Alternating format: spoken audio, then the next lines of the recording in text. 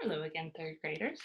It is time for our next installment of Pippi Longstocking, and we just left off when we were learning about when Hai Shang's son refused to eat his son Peter. But how could he live? Asked Tommy, astonished. He couldn't live, said Pippi. He died of plain, common, ordinary pig-headedness the 18th of October, and was buried the 19th. And on the 20th, a swallow flew in through the window, and laid an egg in the nest, which was standing on the table. So it came in handy after all. No harm done, said Pippi happily. Then she looked thoughtfully at the bewildered girl who stood in the road. Why do you look so funny? Asked Pippi. What's the matter? You don't really think that I'm sitting here telling lies, do you? Just tell me if you do. And Pippi threateningly rolled up her sleeves. Oh, no, indeed, said the girl, terrified. I don't really mean that you are lying, but... No, said Pippi, because it's just what I'm doing. I'm lying, so my tongue is turning black. Do you really think that a child can live without food from May to October? To be sure, I know they can get along without food for 3 or 4 months, all right, but from May to October? It's just foolish to think that. You must know that's a lie. You mustn't let people fool you so easily. Then the girl left without turning around again. People will believe anything, said Pippi to Tommy and Annika, from May until October. That's ridiculous.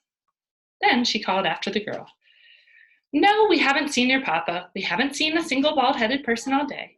But yesterday, 17 of them went by, arm in arm. Pippi's garden was really lovely. You couldn't say it was well kept, but there were wonderful grass plots that were never cut, and old rose bushes that were full of white and yellow and pink roses. Perhaps not such fine roses, but oh, how sweet they smelled. A good many fruit trees grew there too, and, best of all, several ancient oaks and elms that were excellent for climbing. The trees in Tommy's and Annika's garden were not very good for climbing, and besides, their mother was always so afraid they would fall and get hurt that they were never climbed much.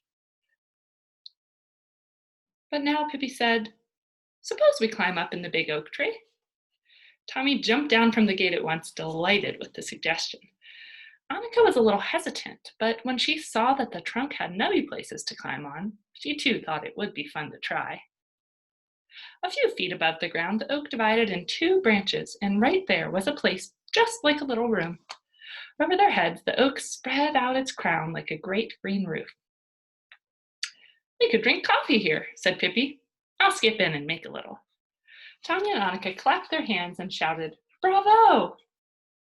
In a little while, Pippi had the coffee ready. She had made buns the day before. She came and stood under the oak and began to toss up coffee cups. Tommy and Annika caught them. Only sometimes it was the oak that caught them, and so 2 cups were broken. Pippi ran in to get new ones. Next it was the buns' turn, and for a while the air was full of flying buns. At least they didn't break. At last Pippi climbed up with the coffee pot in one hand. She had cream in a little bottle in her pocket and sugar in a little box. Tommy and Annika thought coffee had never tasted so good before. They were not allowed to drink it every day, only when they were at a party. And now they were at a party. Annika spilled a little coffee in her lap. First it was warm and wet, and then it was cold and wet, but that didn't matter to her. When they had finished, Pippi threw the cups down on the grass. I want to see how strong the china they make these days is, she said. Strangely enough, 1 cup and 3 saucers held together, and only the spout of the coffee pot broke off. Presently, Pippi decided to climb a little higher. Can you beat this? She cried suddenly. The tree is hollow. There in the trunk was a big hole, which the leaves had hidden from the children's sight. Here's a picture. It looks like Pippi might be in the hollow part. And here's Annika and Tommy. Oh, may I climb up and look too? Called Tommy. But there was no answer. Pippi, where are you? He cried, worried. Then they heard Pippi's voice, not from above, but from way down below. It sounded as if it came from under the ground. I'm inside the tree. It is hollow clear down to the ground. If I peek out through a little crack, I can see the coffee pot on the outside on the grass. Oh, how will you come up again? Cried Annika. I'm never coming up, said Pippi. I'm going to stay here until I retire and get a pension. And you'll have to throw my food down through that hole up there, 5 or 6 times a day. Annika began to cry. Why be sorry? Why complain? Said Pippi. You come down here too, and then we can play that we are pining away in the dungeon. Never in this world, said Annika, and to be on the safe side, she climbed right down out of the tree. Annika, I can see you through the crack, said Pippi. Don't step on the coffee pot. It's an old, well-mannered coffee pot that never did anyone harm.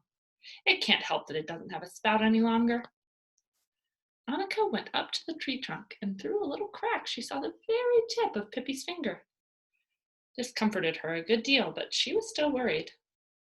Pippi, can't you really get up? She asked.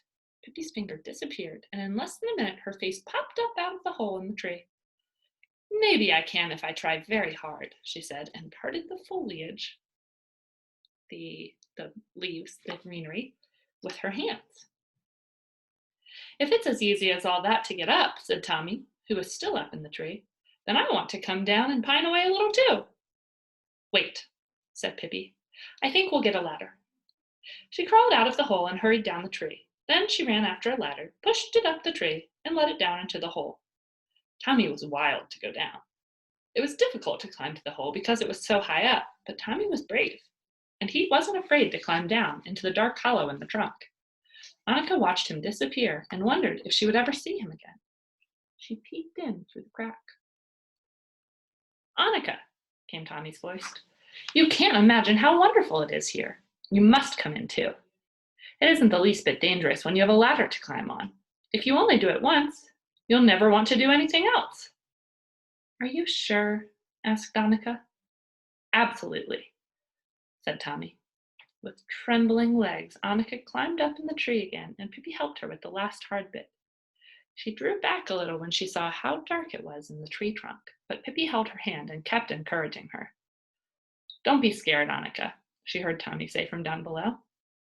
Now I can see your legs, and I'll certainly catch you if you fall. But Annika didn't fall. She reached Tommy safely, and a moment later, Pippi followed. Isn't it grand in here? Said Tommy. And Annika had to admit that it was. It wasn't nearly so dark as she had thought, because light came in through the crack. She peeked through and announced that she too could see the coffee pot outside on the grass. We'll have this for our secret hiding place, said Tommy. Nobody will know that we are here. And if they should come and hunt around outside for us, we can see them through the crack, and we'll have a good laugh. We can have a little stick and poke it out through the crack and tickle them, and then they'll think the place is haunted, said Pippi. At this idea, the children were so delighted that they hugged each other, all three. Then they heard the ding-dong that meant the bell was ringing for dinner at Tommy and Annika's house. Oh, bother, said Tommy.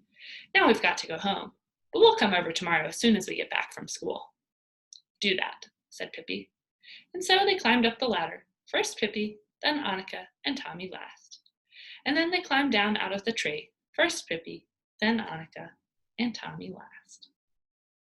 All right, third graders, that is where we'll leave off for today. And tomorrow we'll start chapter 6, Pippi Arranges a Picnic. There's a sneak preview. See you soon.